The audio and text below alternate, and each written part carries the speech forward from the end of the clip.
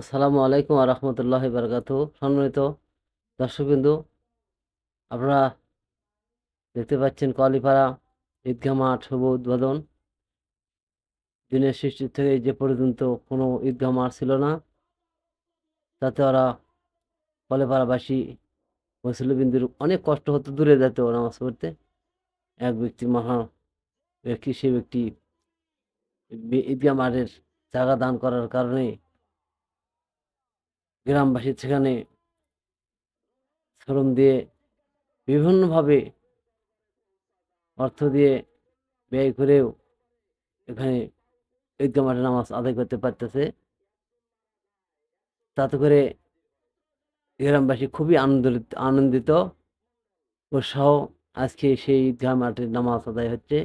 আপনারা দেখতে পাচ্ছেন, ওই ইমাম সাহেবকে দেখতেছেন, ওই যে দান করলো জায়গা আব্দুল লতিফ আলহাস, তাকে দেখতেছেন। গ্রামবাসী উৎসাহ ঢল পড়েছে। আল্লাহ নবী ফরমায়েছেন আসসালামু কাবলাল কালাম, আগে সালাম পরে কালাম। আগে আগে সালামকারী অহংকার থেকে মুক্তি পায়, আগে আগে সালামকারী গৌরব থেকে মুক্তি পায়, আগে আগে সালামকারী জামাত থেকে মুক্তি পায়। আগে সালাম আমরা দেবো লোক বলে কি আমরা লোক যেমন মাছ খেতে কাটা লাগে, সুন্নত আমল করতে কষ্ট লাগে, মাছ খেতে কাটা লাগে খাওয়ার পরে মজা লাগে, সুন্নত আমল করলে কষ্ট লাগে, তারপরে জান্নাত পাবে বলে আলহামদুলিল্লাহ। কত ভালো বলো না, আল্লাহ শুকরিয়া আদায় করি বলে আলহামদুলিল্লাহ। আল্লাহ পাক কোরআন শরীফে বললে, বান্দা তোমরা খেয়ে থাকো না খেয়ে থাকো, তোমরা ধনী হও গরিব হও শিক্ষিত হও অশিক্ষিত হও, তোমরা পাঁচতলায় থাকো আর গাছতলায় থাকো, তোমরা যে হালে থাকো না কেন আল্লাহ নিয়ামতের শুকরিয়া আদায় করো। আল্লাহ তোমার নিয়ামতকে ডবল করে দিয়েছে বলে আলহামদুলিল্লাহ। আমরা মহান আজকে বিশাল একটা আপনার কলিপাড়া গ্রামবাসী পাচ্ছেন বিশাল একটা নিয়ামত।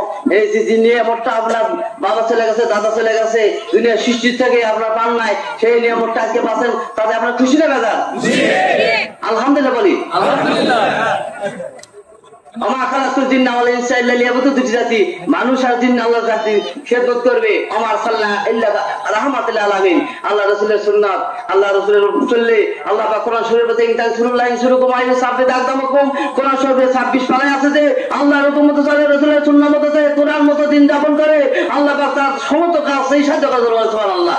এই সাহায্যই আপনারা কলিপাড়া গ্রামবাসী পাওয়া গেছেন। দেখেন ট্রাক লাগে নাই, হ্যাঁ এখানে ট্রাক লাগে নাই, আপনারা মাথা বাংলাদেশ ভ্যান দিয়ে এই যে কলকাতার মধ্যে বাণিজ্য দৃশ্য সবার এলাকান থাকতে পারে নাই, খানার কথা ভুলে গেছে, কাজের কথা গরু ছাগলের কথা ভুলে গেছে, তাই এই কাজ আপনারা করছেন। একটা টাকাও টাকাতে লাগানি শ্রম দিচ্ছে কি কারণ? এটা হলো দশমিলা করি কাজ ভঙ্গ হলে নাহিরাম বিন্দু বিন্দু বিচ্ছু সাগরের সৃষ্টি বিশাল কিছু হয়ে গেছে। কথা বাড়াবো অনেক কথা কাজ ঘুরে গেছিলাম, তো এখানে আসে আমার দিক ধরে কিছু ঘুরবেন। আমি আমার বাসায় তো অনেক কাজ, বাংলার বিশাল ব্রিজ হচ্ছে যে কাজ এমপি মন্ত্রী করতে পারে না, শুরু করলে হয়ে যায়।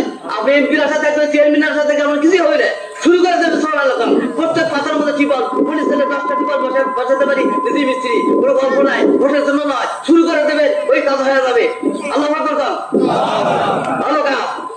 ভালো কাজ করবে, থাকবে অস্তরের টাইম নাই। নামাজ সারা জীবন শুনলেন, এই কান্দে শুনে এই কান্দে বেড়ে যায়, টিভির আওয়াজ এই কান্দে শুনে এই কান্দে বেড়ে যায়, এখানে পারিলে তার ভালো হবে। ভালো মানুষ হলে আল্লাহ তার রহমত করতে হবে। আগামী মানাবো অনেক কথা আছে, অনেক অনেক সময় অল্প, আমরা কি করবো? এই ভালো কাজ করবো, নামাজ পড়বো, নামাজ সারা দিন শুনলাম। আল্লাহ একবার আল্লাহ সবাইকে এই ভালো কাজ করার তৌফিক দান করুক, সবাই বলে আমিন।